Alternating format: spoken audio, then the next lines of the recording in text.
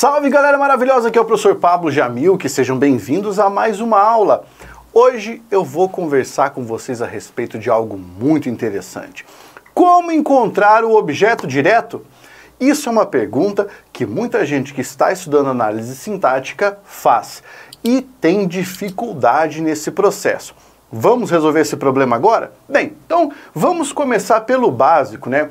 Quando o professor fala para você isso aqui, ó, objeto direto, o que é que você pensa imediatamente? Você pensa, é uma coisa, porque é um objeto.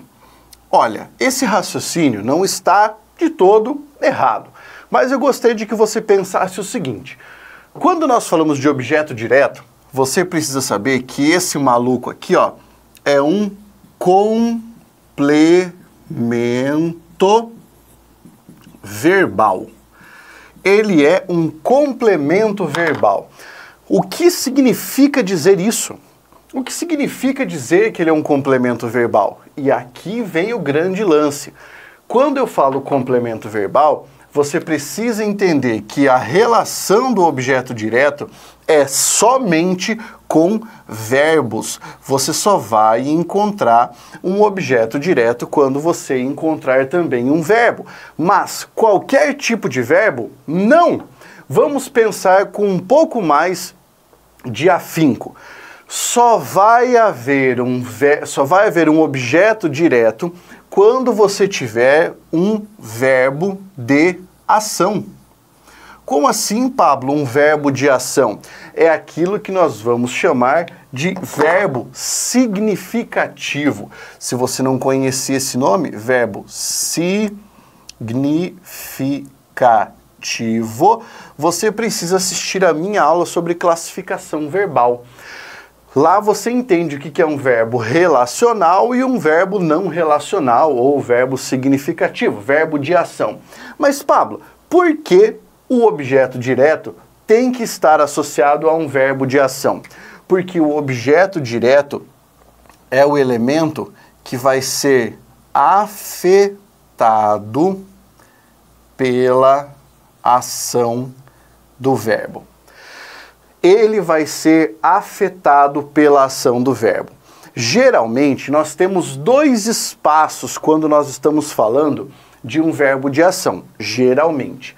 Então, imagine o seguinte, aqui eu tenho o verbo e eu posso ter dois gaps, duas fileiras para preencher. Uma fileira aqui e uma fileira aqui, uma lacuna. Podemos chamar de lacuna A e lacuna B. Na lacuna A é alguém que pratica a ação do verbo de ação, que nesse caso você entenderá como o sujeito. E na lacuna B, aquele que vai ser afetado pela ação do verbo, que você vai entender como complemento. Entendeu? Agora, vamos pegar algumas frases para que eu possa mostrar para você com facilidade como é que você encontra o objeto direto. Então, vamos começar por uma frase extremamente simples, tá? O professor explicou a matéria. Beleza? Tá aqui. Qual é o verbo que nós estamos analisando neste contexto? O verbo é o verbo explicar. E você percebe que existem aqui dois polos. Espera aí, caiu minha caneta. Existem dois polos aqui. Você tem um polo A, que é quem praticou a ação, que era a ação de explicar. Quem foi que praticou a ação de explicar? Foi o professor. Então aqui você entende que o professor é o sujeito, correto? Agora, sobre quem recaiu a ação de explicar? A ação de explicar recaiu sobre a matéria. Isso significa que o termo a matéria em relação ao verbo explicar é o que nós vamos entender como um complemento verbal. Por quê, Pablo? Porque ele está complementando a ação do verbo, indicando sobre quem essa ação recaiu. Então, nesse caso aqui, este complemento verbal se chama objeto direto. Por quê? Na relação entre a complementação e o verbo, eu não precisei de um mediador, não precisei de uma preposição. Se eu precisasse de uma preposição, se ela fosse obrigatória ali, aí o que nós teríamos seria um objeto indireto. Mas isso eu vou deixar para outra aula, uma aula chamada Descobrindo o Objeto Indireto. Vou pegar outra frase.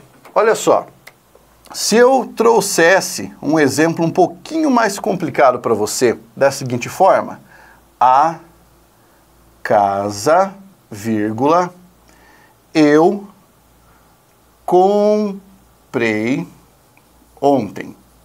Beleza? Olha só, nós temos aqui o verbo comprar. Você sabe que o verbo comprar implica alguém que compra e algo que foi comprado, certo? É um verbo de ação. A minha pergunta para você é: quem foi que comprou a casa? A resposta está evidente: eu. Eu pratico a ação de comprar. Então esse termo aqui, eu, é o sujeito. Um aluno descuidado diria que ontem é o complemento do verbo. Por que ele diria isso? Simples. Porque ele faz uma análise geográfica. Ele olha para o que está depois do verbo. Acontece, cara, que ontem não pode ser complemento do verbo. Por quê? Porque a palavra ontem dá uma ideia de circunstância. Ele é um termo circunstanciador. Mas que tipo de circunstância ele indica? Ele indica uma circunstância temporal. Um circunstanciador temporal, na análise sintática, só pode ser algo chamado de adjunto adverbial. Então não é complemento.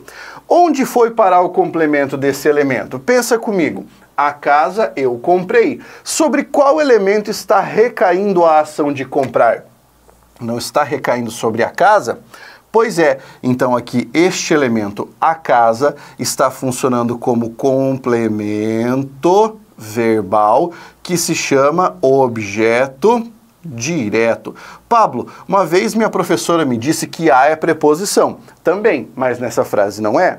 Nessa frase o a é um artigo.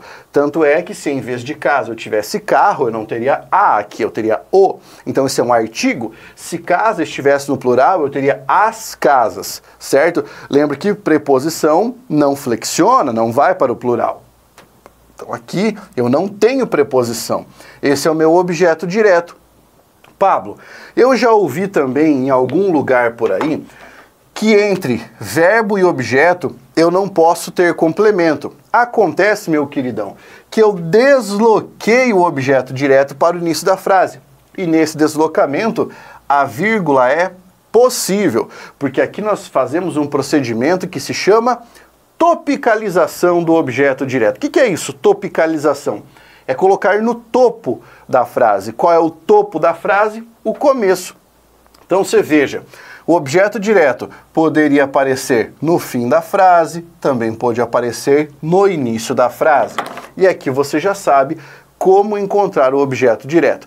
Gostou dessa aula? Então faz o seguinte, ajuda aí o brother, faz a sua inscrição para você sempre acompanhar as aulas. Entra no meu site www.pablojamilk.com.br e aproveite tudo que há por lá. Um grande abraço e até a próxima. Força, guerreiro!